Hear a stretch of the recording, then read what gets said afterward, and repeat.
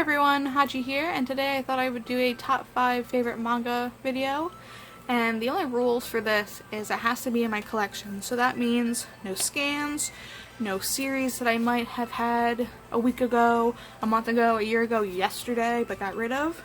And that's really just to limit the titles that I can pull from, and it kind of makes things a little bit easier because really any series that's in my collection that I have physically that I still have means for the most part it's my favorite. I really have a hard time choosing favorites besides like maybe my most favorite and my second favorite.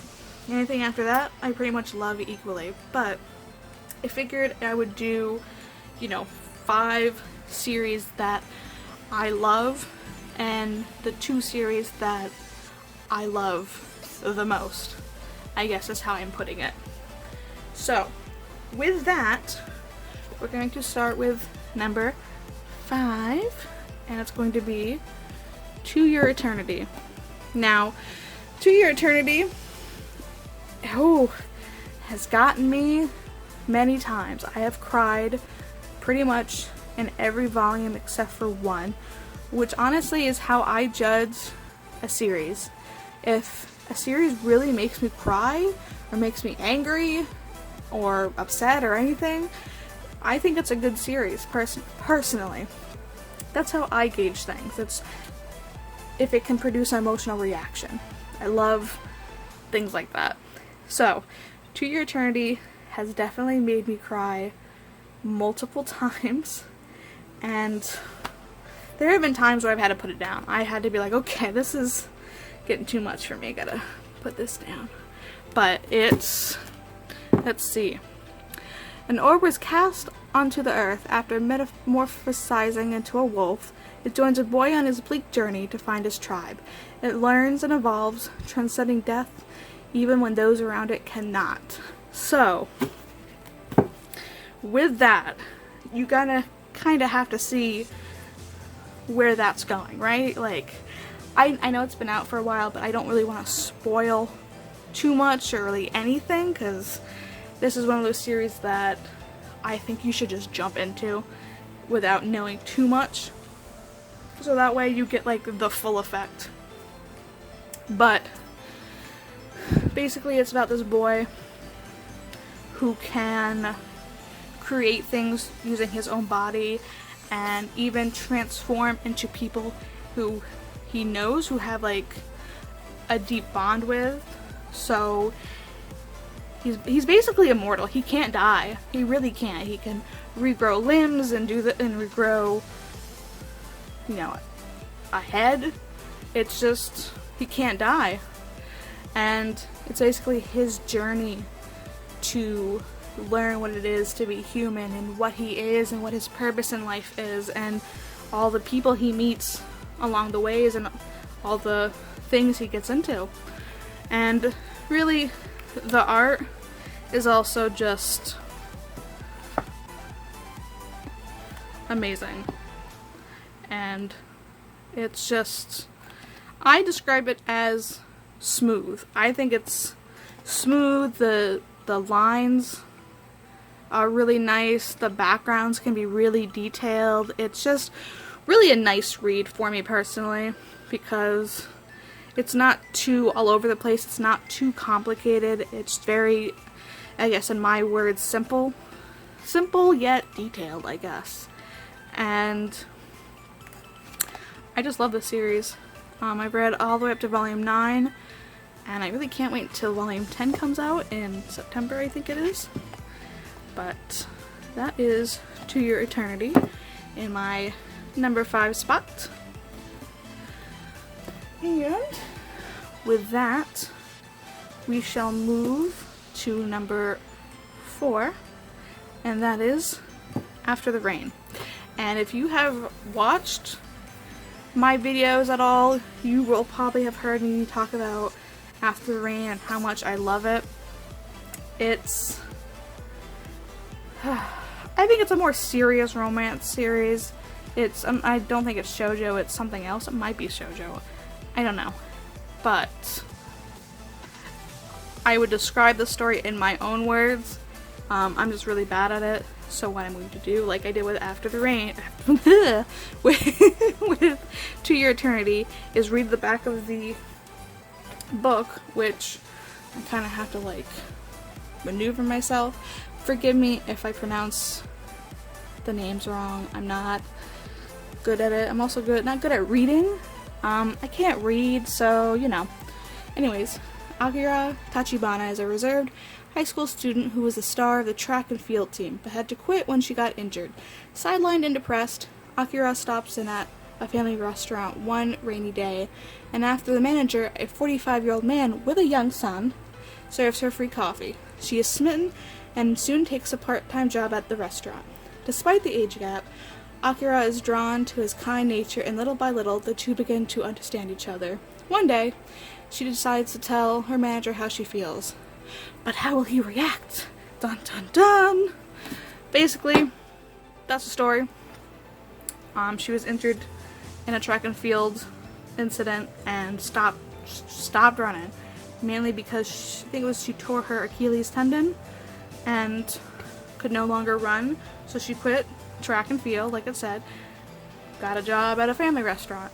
And basically it's her story of trying to convince the manager that, you know, her love is real and blah blah blah, and he's kind of like, I'm not down to clown with this, you know, you're only 17, I'm 45, this is weird. But it's also, in a way, her trying to not reconcile, but become friends again with her old childhood friend who's still in the track team. And she's basically avoiding her, even though she's no longer doing track, so she's avoiding her, basically. And that's really upsetting.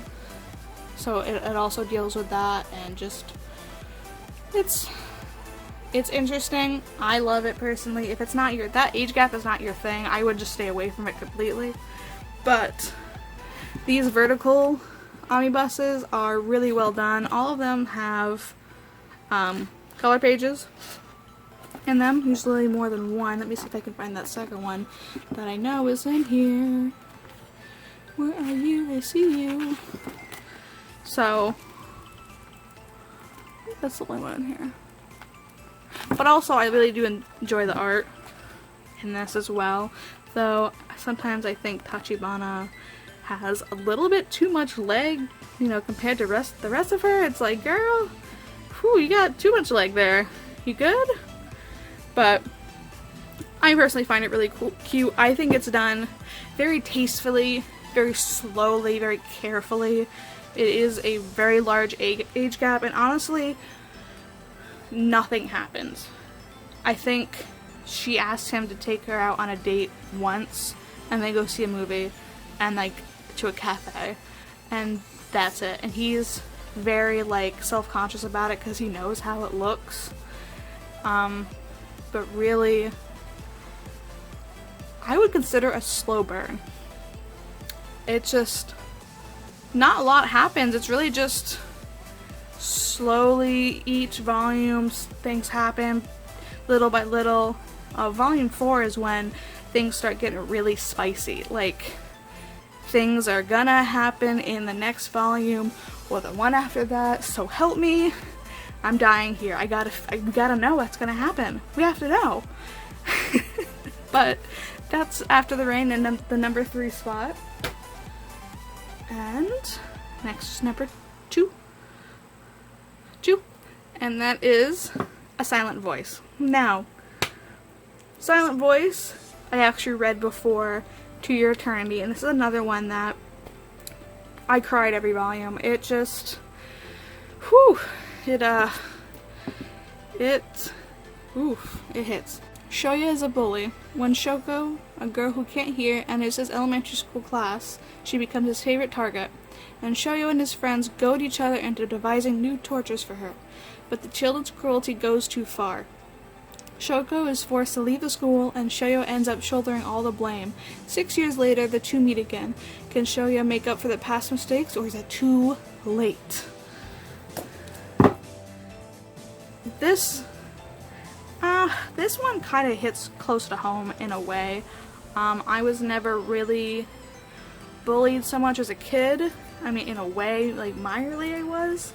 But it was more of Shoya's dealing with the guilt and the depression, mainly the depression, that hit me so hard.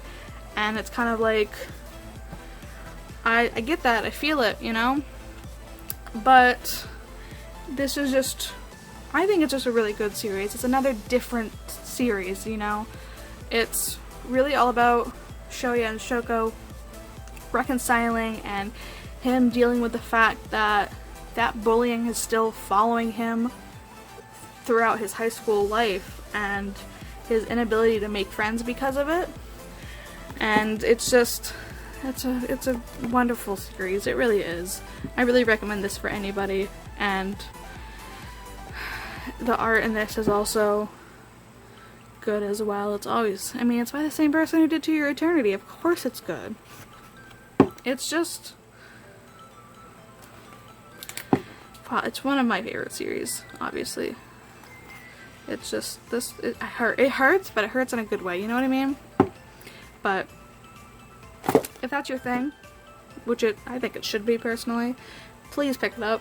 Please read it in any way you can, preferably not scans, but you know, you gotta do what you gotta do sometimes.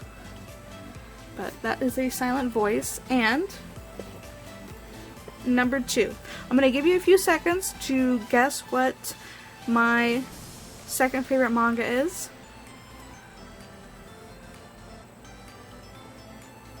Okay, did you guess what it is? Was it Blue Exorcist? No? Weird.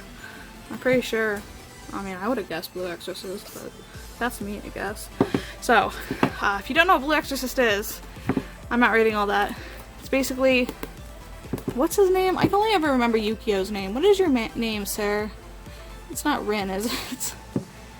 Oh, it's Rin. I was right. Whew. Hell yeah.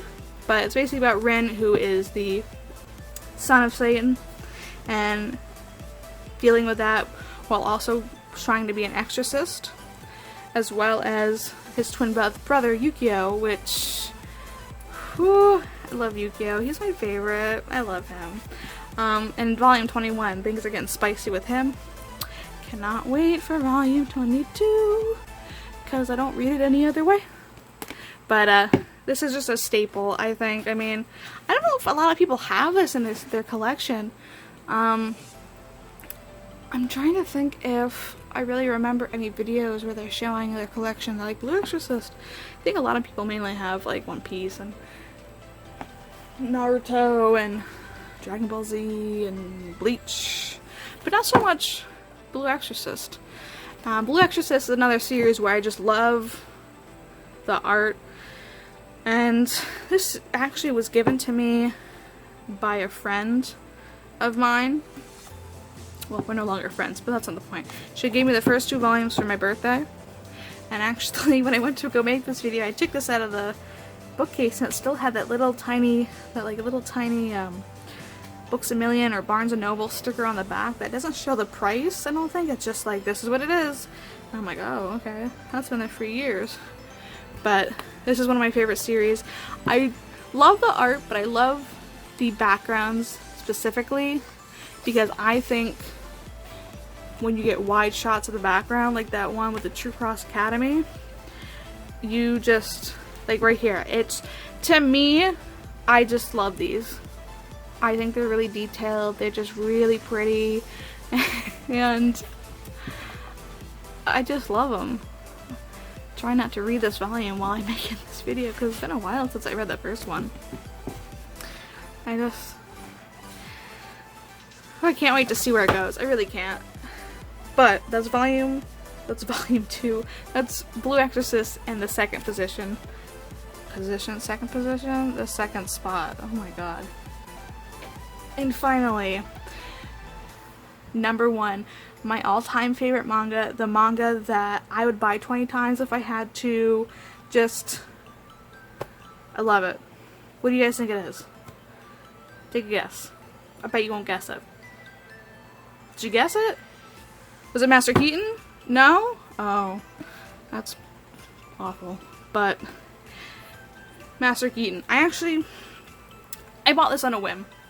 Really, the cover, I actually bought this on Right Stuff when I was buying from Right Stuff, and the cover really, as most of the time it does, attracted me. It was a different cover, and you have these nice, they're like, I don't know how to describe it, but of the globe and everything like that, and it's just a really nice, you know, got the French flaps, really nice volume. You got your cover pages, color pages, and I like, the thing about this that I like is it's not, you have these nice glossy color pages, but then you turn and then you have more color pages, and then you turn and it's not so much color. Some things are color and some things are not, and then you get into the black and white.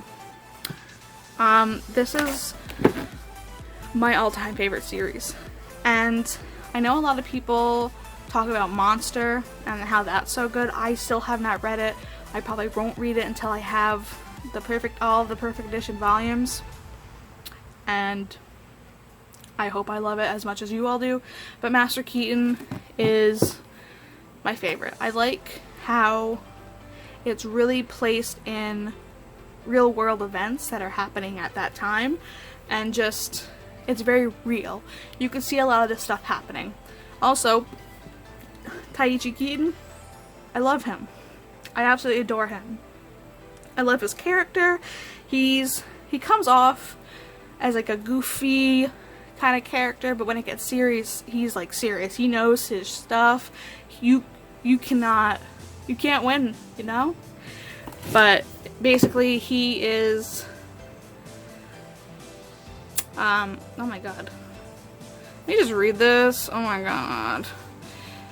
Taichi Keaton, the son of a Japanese geologist and an English noblewoman, is an insurance investigator, educated in archaeology, and a former member of the SAS. When a life insurance policy worth £1 million takes Master Keaton to the, I'm not going to pronounce that, of Greece, what will he discover amidst his scuffles with bloodthirsty thieves and assassins? Whew! So pretty much, I think every volume has something along those lines of him going to investigate something with insurance and shady stuff happening, and it's just fun. I love it. I mean, I guess it can be kind of slow for some, but for me, it's very different. I do not have a single series in my collection that is like Master Keaton, and I'm happy for that. I love it. Also, the art's really nice. Me with every volume. Oh, the art's nice. I love it. Every series, the art's nice. I love it. But these are obviously the Perfect Edition, Viz Signature. Guys, I don't know what I'm doing. So they're nice and big.